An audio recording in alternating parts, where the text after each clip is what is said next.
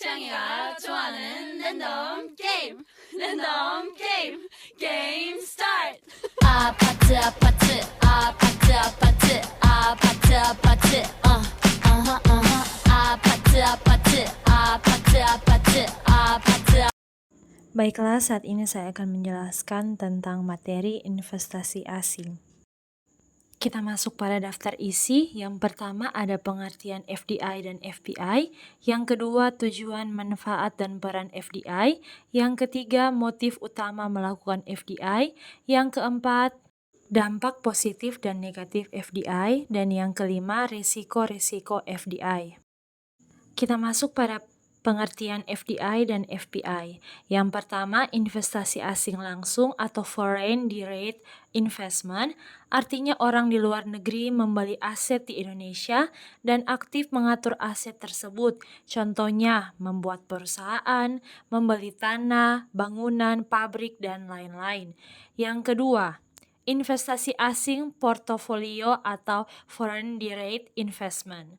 Artinya orang di luar negeri membeli aset di Indonesia tetapi tidak aktif mengatur aset tersebut. Contohnya membeli saham di Indonesia. Di dalam investasi ini bisa terjadi net capital outflow dan net capital inflow. Net capital outflow atau modal keluar adalah warga negara Indonesia memiliki lebih banyak aset di luar negeri dibanding dengan warga negara asing membeli aset di Indonesia. Yang kedua, net capital inflow adalah warga negara asing membeli lebih banyak aset di Indonesia dibandingkan warga negara Indonesia membeli aset di luar. Topik selanjutnya, tujuan utama FDI. Yang pertama, mencari sumber daya. Yang kedua, mencari pasar. Yang ketiga, mencari efisiensi. Yang keempat, mencari aset strategis. Yang kelima, mencari keamanan politis. Selanjutnya, manfaat FDI. Yang pertama, memperoleh faktor produksi. Yang kedua, FDI dapat membuka pasar baru. Yang ketiga, FDI juga mendapat peningkatan keuntungan melalui peningkatan status ekonomi. Selanjutnya, peran FDI. Yang pertama, memperluas kesempatan kerja. Yang kedua, mempercepat ahli teknologi. Yang ketiga, memperbesar penerimaan pajak. Dan yang terakhir, meningkatkan ekspor. Selanjutnya, motif utama investor melakukan FDI. Yang pertama, mendapatkan return yang tinggi melalui pertumbuhan ekonomi yang lebih tinggi, perpajakan yang lebih menguntungkan, infrastruktur yang lebih baik. Yang kedua, melakukan diversifikasi resiko. Yang ketiga, tetap memiliki competitive advantage melalui direct control. Dan yang keempat, menghindari tarif dan non-tarif barrier yang dibebankan kepada barang impor. Dan yang terakhir, memanfaatkan berbagai insentif dalam bentuk subsidi yang diberikan oleh pemerintah lokal untuk mendorong FDI. Berikutnya, dampak positif FDI. Yang pertama, sebagai sumber dana untuk pembangunan. Dan yang kedua, kenaikan produksi dan pendapatan nasional negara, sasaran sebagai sumber pembiayaan jangka panjang dan pembentukan modal. Dan yang terakhir, terjadinya transfer teknologi dan pengetahuan di bidang manajerial perusahaan dan membuka lapangan pekerjaan. Berikutnya, dampak negatif FDI. Yang pertama, munculnya dominasi industrial berpotensi mematikan industri dalam negeri yang kalah dalam segi modal. Yang kedua, ketergantungan teknologi. Yang ketiga, perubahan budaya.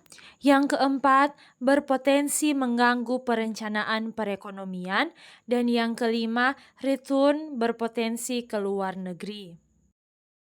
Undang-Undang Penanaman Modal Asing diatur dalam Undang-Undang Nomor 1 Tahun 1967 dikeluarkan untuk menarik investasi asing guna membangun ekonomi nasional. Nah, ada 5 hal yang dapat mempengaruhi FDI, yaitu yang pertama, privatisasi. Yang kedua, potensi pertumbuhan ekonomi. Yang ketiga, tingkat pajak. Yang keempat, nilai tukar. Dan yang kelima, perubahan dalam pembatasan FDI. Ada 5 faktor yang dijadikan bahan pertimbangan para investor dalam menginvestasikan modalnya. Antara lain, yang pertama, faktor sumber daya alam. Yang kedua, faktor sumber daya manusia. Yang ketiga, faktor stabilitas politik dan perekonomian. Yang keempat, faktor kebijakan pemerintah. Yang kelima, faktor kemudahan dalam perizinan. PDB merupakan indikator pertumbuhan ekonomi yang berpengaruh secara positif dan signifikan terhadap FDI. Hal ini dikarenakan perekonomian suatu negara dapat menarik minat investor untuk menanamkan modal di suatu negara. Suku bunga merupakan faktor penting bagi investor untuk melakukan investasi di suatu negara. Tingkat suku bunga memiliki pengaruh yang positif terhadap investasi asing langsung. China adalah negara tuan rumah terbesar bagi FDI. Negara-negara ASEAN dengan penghasilan seperti Malaysia, Thailand, Indonesia, dan Filipina kini telah meningkatkan daya saing dan daya tarik mereka sebagai tuan rumah bagi FDI. Resiko-resiko FDI. Yang pertama, biaya setup yang tinggi seperti mencari lokasi, mengurus perizinan, dan membangun gedung. Yang kedua, resiko ketersediaan bahan baku. Dan yang ketiga, resiko direct dari host country, yaitu demo langsung dari masyarakat sekitar. Nah, secara tidak langsung, FDI mempengaruhi perkembangan pasar modal. Kenapa? Karena meningkatnya FDI akan mendorong pertumbuhan ekonomi dan meningkatnya pertumbuhan ekonomi inilah yang akan menarik minat investor asing berinvestasi di pasar modal domestik sehingga pasar modal menjadi lebih berkembang. Sejak tahun 2010, FDI yang masuk ke Indonesia menunjukkan peningkatan pesat. Nah, sejak itu Indonesia mulai masuk dan bertengger di radar screen perusahaan-perusahaan asing. Nah, akhirnya pada tahun 2012 untuk pertama kalinya Indonesia masuk ke dalam 20 besar penerima FDI.